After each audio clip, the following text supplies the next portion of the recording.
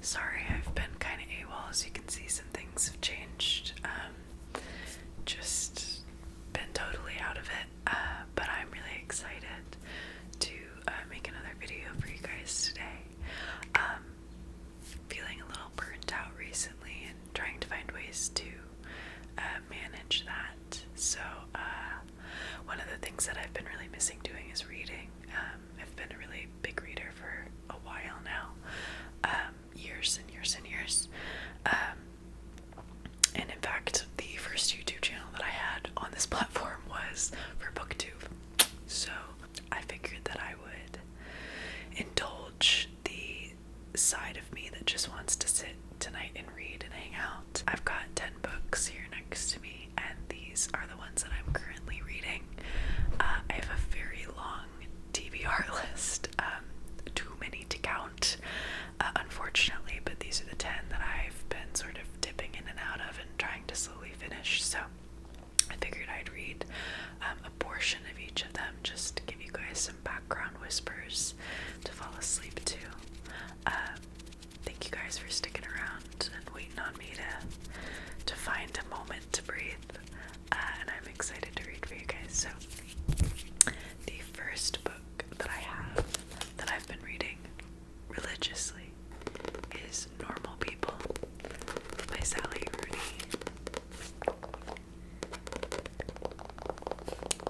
I think I started reading this because my best friend who's living with me right now, she said that she loved this book and the series came out, so I think I saw a clip from the TV series they made and said, yeah, I've got to get on that.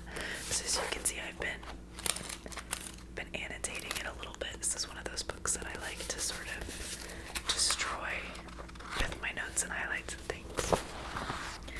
But right now, I'm on page 162, so I'm going to be reading y'all a little section from this. So I'm probably going to spoil shit. I don't mean to, but hopefully I won't mind. This is also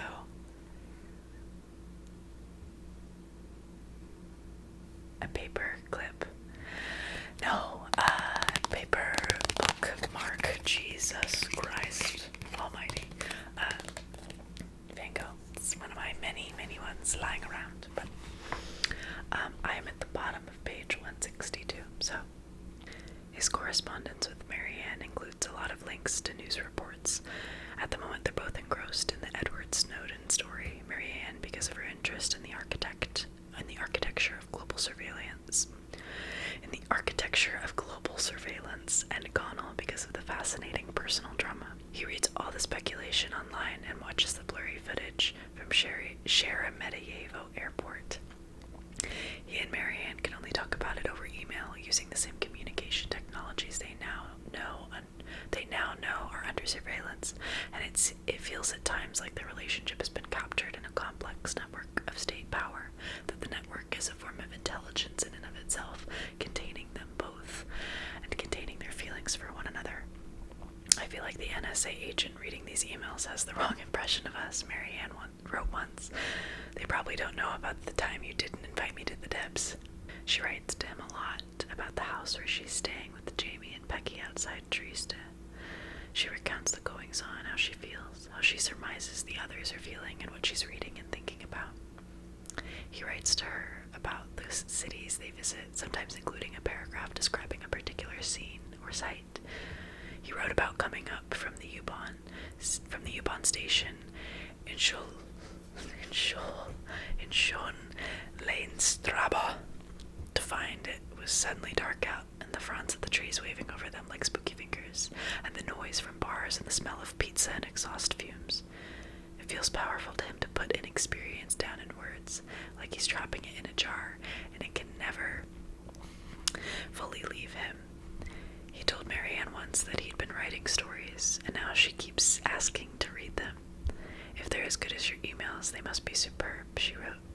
That was a nice thing to read, though he responded honestly, they're not as good as my emails.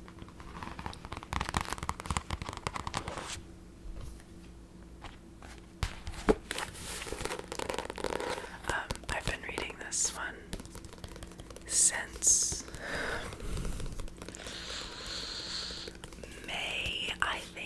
So when I said religiously, I meant like in and out like a dormouse. I don't know, I've been struggling to get through it, mainly because it is something that I feel like I have to put a lot of attention into because it's written super well. Whereas this next book that I've been reading, I just started last week because I have no self-control whatsoever, and it's called Icebreaker by Hannah Grace.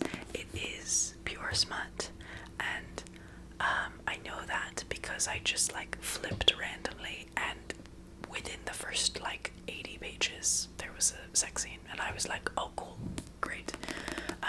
Not bothered, just surprised, to be honest. It's basically, what's that movie called? Cutting Edge, is that what it was? The one with the guy from the Alien TV series that got cancelled. What's his name? What's it called? Oh fuck. I don't know. It's with that guy, and it has, like, the girl's name is my name. Her parents own a Mexican restaurant, and she's a hockey player, but an ice skate. I don't know. It's basically that, but with white people that are super rich at a private school, and they like to fuck. It's basically that, but it's not the worst written smut I've ever read, and I'm only like 50 some odd pages into it, so it's not really horribly terrible. I think I didn't put a bookmark in this one because I guess I didn't expect to continue reading it after I started it, but here I am. I believe that I am on the start of chapter 6, which is 50 pages in. It is Nathan's perspective. He's the hockey player. This is where I was. Okay, slay. The last 3 weeks have been some of the most stressful of my life. Aaron Carlisle, God, even his name sounds dickish, ran his mouth off to anyone who would listen, including his coach, who told our coach, who then threatened to start tearing off limbs if someone didn't explain to him what the hell was going on. I've spent more time getting screamed at with the team than I have playing hockey with them recently. The guys who trashed the rink were on the UCLA hockey team, our closest rival college. Aaron wasn't fully lying. The girl is pregnant, but it has nothing to do with Russ. The poor kid didn't know anything about it. He thought he'd been hooking up with someone's girlfriend. She blamed him when her older brother found out, and she panicked. I suppose it was easier to blame a stranger, and I doubt she expected him to drive over here and fuck up our arena. Russ has aged about 10 years since this started. The relief on his face when we told him the real story was unbelievable. Faulkner and I had a meeting with the UCLA coach and captain, and they were able to tell us the full story. I've known Corey O'Neill, the captain, for years, and he was as pissed about this as I am. I felt like Dr. Phil giving the results of a paternity test. Well, Jerry Springer is more accurate for this bunch. Safe to say we're all on thin ice with Faulkner.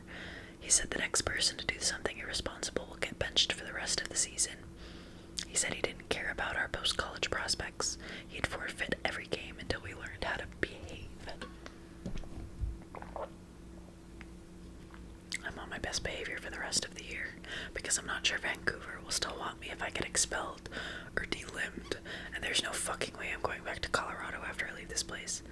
Is it a cliche being a guy who grew up with immense privilege and also has daddy issues? Yes, but in my defense, my dad is a massive jackass. I'm pretty sure he didn't get hugged enough as a child, and now he's making it my and my sister's problem. Luckily, I managed to move 1,000 miles away, but poor Sasha is still stuck with him since she's only 16. Even when she turns 18, I doubt I'll let her leave. She'll be stuck being an underappreciated, overworked skiing prodigy. Dad is prepared to throw money at every coach in the Northern Hemisphere if it means Sash gets to be the next Lindsey Vonn. Ideally without the injuries, but I'm not sure he's concerned about her safety anyway. He just wants her to win. Thankfully, he hates hockey, careless, violent sport for people who lack discipline and crave chaos, he says. It was Mom who signed me up for Mr. H's team all those years ago. She was pregnant with Sasha at the time and needed something that would tire out her energetic 5-year-old. I didn't take to skiing like my dad had hoped, and I can proudly say I've been disappointing him every day since. He wouldn't even be surprised if I told him what has been going on recently, but it would involve answering his calls, and that isn't something I tend to do. Plus, he'd only find a way for it to be my fault. The intensity of Robbie's stare feels like it's burning into my skin, which jolts me from my thoughts. Annoying him is my favorite thing to do, and it makes me realize why JJ likes being an asshole so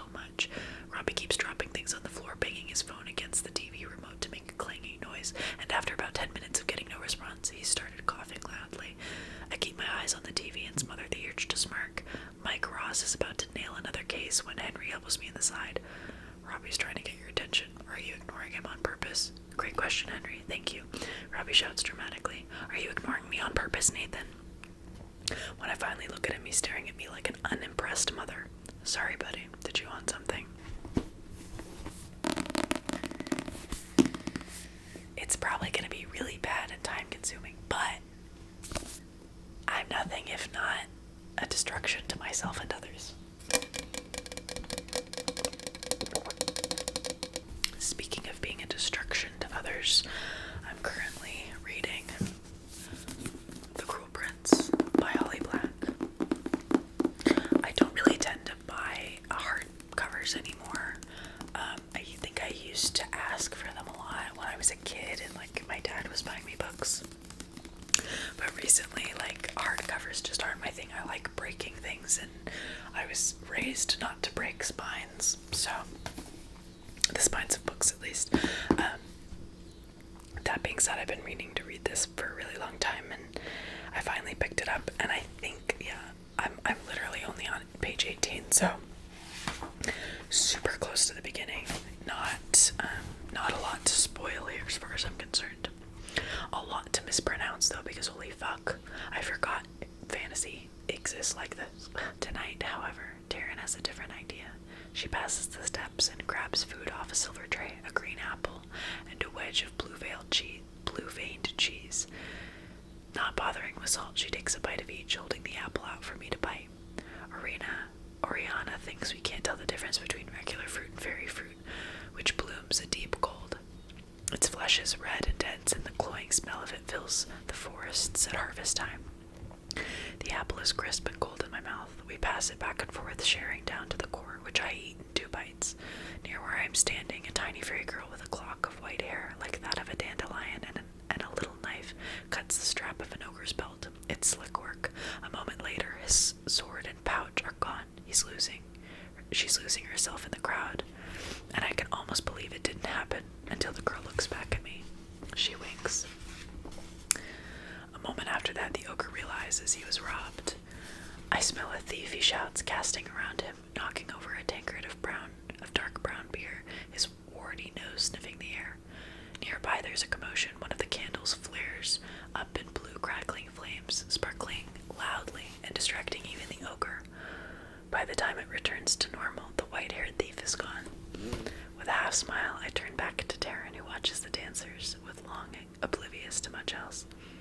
We can take turns, she proposes. If you can't stop, I'll pull you out, and then you'll do the same for me. My heart beats at the thought. I look at the throng of revelers trying to build up the daring of someone who would rob an ogre right under his nose. Princess Elowen whirls at the center of the circle of larks.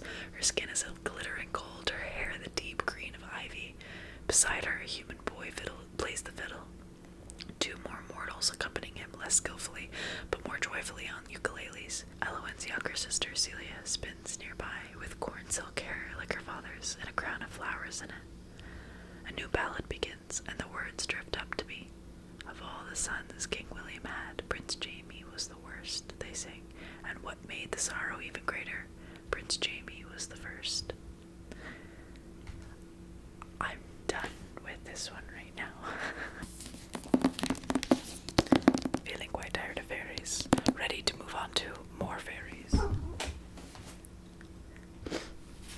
Okay, I don't have the cover of this one. It's somewhere elsewhere, oh my gosh. But I do have Chain of Gold.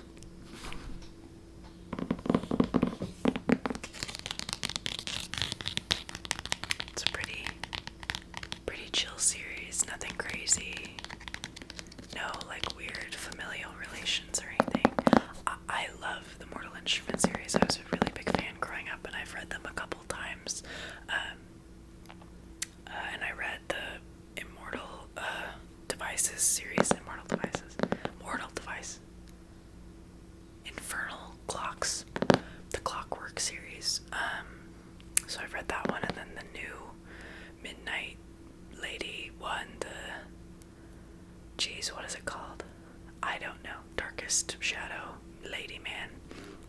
That trilogy, which was super fucking long, but still pretty good.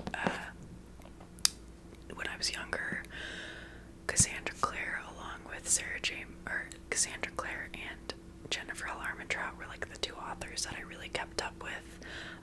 I've been reading their work since I was like 12, and it's just, this is the first time I haven't been caught up with either of them. So she released this new trilogy, I think it's a trilogy, with the prequel series Kids, and I'm already confused, but I guess I'm liking it. But again, I'm not super far on this one. I think I'm still, I'm on chapter 1, I'm on page 10, so lots of starting, not a lot of finishing, you know what I mean? Movement flashed at the end of the alley, where it curved behind a narrow row of houses. James spun as a demon emerged from the shadows, roaring. It had a ribbed gray body, a curving, sharp beak lined with hooked teeth, and splayed, paw-like feet from which ragged claws protruded. A Domus demon. James thought grimly. He definitely remembered reading about Damus demons in one of the old books his Uncle Jem had given him. They were meant to be notable in some way. Extremely vicious, perhaps, or unusually dangerous. That would be typical, wouldn't it? All these months of not running across any infernal activity at all, and he and his friends happened on one of the most dangerous demons out there. Speaking of which, where were his friends? The Demos roared again and lurched toward James, drool spilling from its mouth in long strings of greenish slime. James swung his arm back, ready to throw his first knife. The demon's eyes fixed on him for a moment. They were coruscating, green and black, filled with hate that turned suddenly into something else, something like recognition. But demons, at least the lesser kind, didn't recognize people. They were vicious animals driven by pure greed and hatred. As James hesitated in surprise, the ground under him seemed to lurch. He had only a moment to think, oh no, not now, before the world went gray and silent. The buildings around him had turned into ragged shadow, the sky a black cave speared with white lightning. He closed his right hand around his knife, not the handle, but the blade. The jolt of pain was like a slap to the face, snapping him out of a stupor. The world came rushing back at him in all its noise and color. He barely had time to register that the Domus demon was in midair, claws extended toward him. When a swirl of cords whipped through the air, entangling the demon's leg and yanking it backward. Thomas, James thought, and indeed his massively tall friend, had appeared behind the Domus, armed with his bolus. Behind him was Christopher, armed with a bow, and Matthew, a seraph blade blazing in his hand. The Domus hit the ground with another roar just as James let both his knives fly. One plunged into the demon's throat, the other into its forehead. Its eyes rolled back and spasmed, and James suddenly remembered what it was he'd read about Domus demons. Matthew, he began just as the creature burst apart, showering Thomas, Christopher, and Matthew in ichor and burnt bits of what could only be described as goo. Messy, James recalled belatedly. Domus demons were notably messy. Most demons vanished when they died, not Domus demons. They exploded. He's so large, and I can't even finish a 200-page book right now, so fuck. The next book I've been reading even longer than any of the others, and that's Anne of Windy Poplars by Ellen Montgomery. I've been reading this series for a while. I read the first, this is the fourth book, this is the fourth in the series, and I read the first 3 during lockdown in 2020. I read them in between the first 3 books of the Twilight series, so I've been reading this fourth one for a bit now, and it's kind of become the book that I go to when I need like a quiet, timid, nice, pure read. Again, I'm not too far, I'm only on page 60, but I love Ellen Montgomery's writing. She is just fucking incredible. But it is only fair I'm taking up his perch. Look up at the people. Look at the people. This is my guy. Okay, I guess he's just gonna lay here and sit. You are the only person who loves me in the world, says Elizabeth. When you talk to me, I smell violets. Was anybody ever paid a prettier compliment? But I couldn't quite let the first sentence pass. Your grandmother loves you, Elizabeth. She doesn't. She hates me. You're just a wee bit foolish, darling. Your grandmother and Miss Monkman are both old people, and old people are easily disturbed and worried. Of course you annoy them sometimes, and of course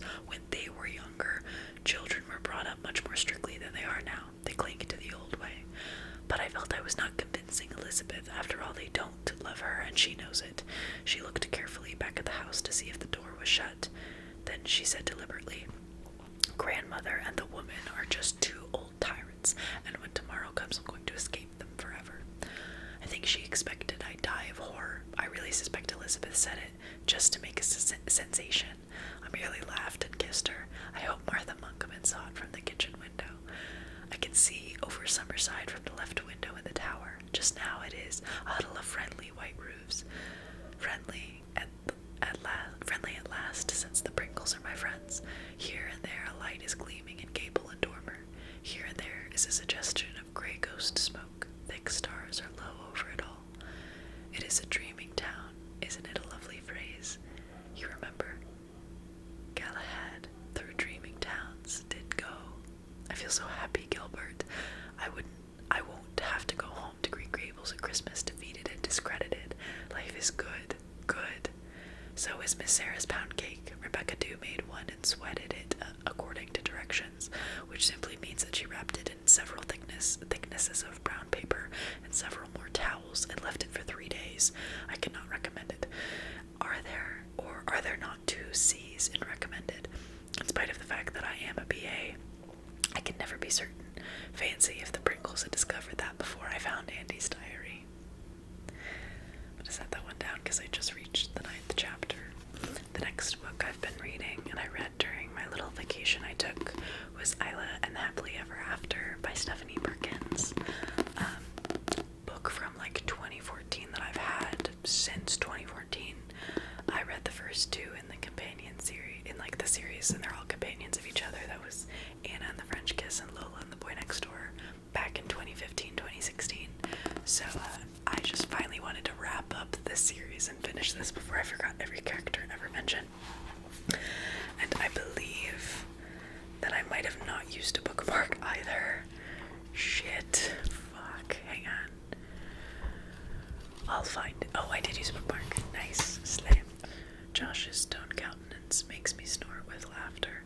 Isla, is he serious? Kurt asks again, but then he reads my own expression correctly. Oh, he wilts. Never mind. You were just... But then a perfect moment. You need scrunches on the head. You need scrunches. He's so sweet. Sweet baby. Oh, he wilts. Never mind. You were just... But then a perfect moment occurs as Kurt straightens up. He grins. Josh points a finger. You are not going to say it. Joshing me. Josh clutches his chest in agony as Kurt explodes into loud belly laughter. My heart might burst from happiness. Josh shakes his head. I'm only letting you get away with that because I'm trying to make a good impression on your lady friend, okay? My real middle name is David. Kurt considers it for several seconds. Deal, I'll take it. Josh takes his first sip of coffee. Oh man, you aren't kidding, this is terrible. So what should we call Isla? Kurt asks. Josh sets down the stein to properly examine me. He gazes into my eyes as I think. David. Josh's middle name is David. Thanks to Sleepless Nights on Wikipedia. I'm right here. Thanks to Sleepless Nights on Wikipedia, I know it's also his father's middle name. Yike, girl. Isla is a good name, he finally says. The right name. Kurt isn't impressed. Isla was named after something too, you know. Don't you dare, I say. Josh sits forward, his eyes shine. Do tell. Prince Edward Island. Kurt says. There's a long pause. And then I'm the one sighing. Yeah, so my parents did that horrible thing where they named me and my sisters after where we were conceived. Another pause. They did not, Josh says. Alas, Genevieve was named after the patron saint of Paris. Hattie is short for Manhattan. And yeah, Prince Edward Island. My parents were on vacation. I mean, don't get me wrong, I'm glad my name isn't Prince or Edward, but the notion of island travel completely ruined for me. Their laughter is interrupted as the stairwell door opens with a booming metallic clang. A swarm of girls peer in at us as they pass by my open door. More than one eyebrow is raised. I hear my name murmured down the hall and into the lobby, accompanied by laughter that's not nearly so friendly. You know, Josh says with a glance toward me, I'd almost forgotten how annoying this room is. Those stairs drive me nuts.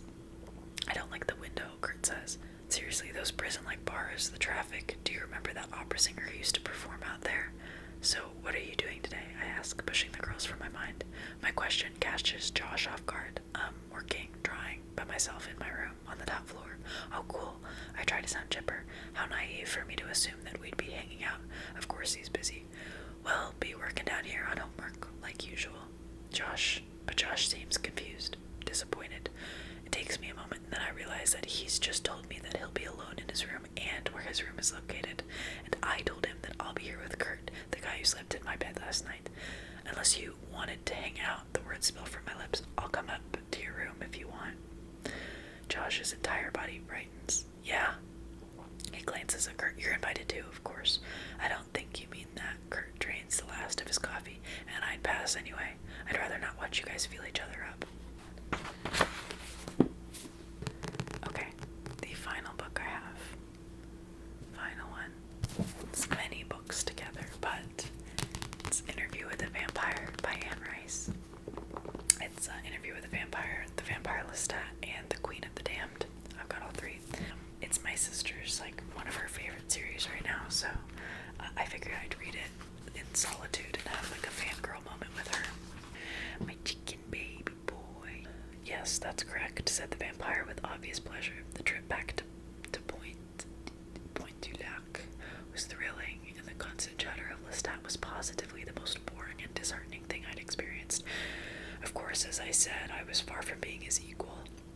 I had my dead limbs to contend with, to use his comparison, and I learned that on that very night, when I had to make my first kill. The vampire reached across the table now and gently brushed an ash from the boy's lapel. The boy stared at his withdrawing hand in alarm. Excuse me, said the vampire, I didn't mean to frighten you. Excuse me, said the boy. I just got the impression suddenly that your arm was abnormally long. You reached so far without moving. No, said the vampire, resting his hands again on his crossed knees. I moved forward much too fast for you to see. It was an illusion. You moved forward, but you didn't. You were sitting just as you are now, with your back against the chair.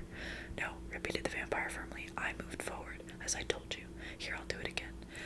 And he did it again, and the boy stared with the same mixture of confusion and fear. You still didn't see it, said the vampire, but you see, if you look at my outstretched arm now, it's really not remarkably long at all. And he raised his arm, fingers first, pointing heavenward, as if he were an angel about to give the word of the Lord. You have experienced a fundamental difference between the way you see and I see. My gesture appeared slow and somewhat languid to me, and the sound of my finger brushing your coat was quite audible. I didn't mean to frighten you, I confess, but perhaps you can see from this that my return to Point du Lac was a feast of new experiences, the mere swaying of a tree branch in the wind, a delight. Yes, said the boy, but he was still visibly shaken. The vampire eyed him for a moment, and then he said, I was telling you about your first kill, said the boy. Yes, I should say first, however, that the plantation was in a state of pandemonium. The overseer's body had been found, and so had the blind old man in the master bedroom, and no one could explain the blind old man's presence, and no one had been able to find me in New Orleans. My sister had contacted the police, and several of them were at Point du Lac when I arrived. It was already quite dark, naturally, and Lestat quickly explained to me that I must not let the police see me in even minimal light, especially not with my body in its present remarkable state. So I talked to them in the avenue of oaks before the plantation house, ignoring their requests that we go inside. I explained I'd been to Point du Lac the night before, and the blind old man was my guest. As for the overseer, he had not been here, but he had gone to New Orleans on business. After that was settled, during which my new detachment served me admirably, I had the problem of the plantation itself. As you can see, I'm very behind on a lot of things. This, reading, life, growth, it's all fine. Thank you guys for sticking around. I hope that this was relaxing and that you'll have a great rest of your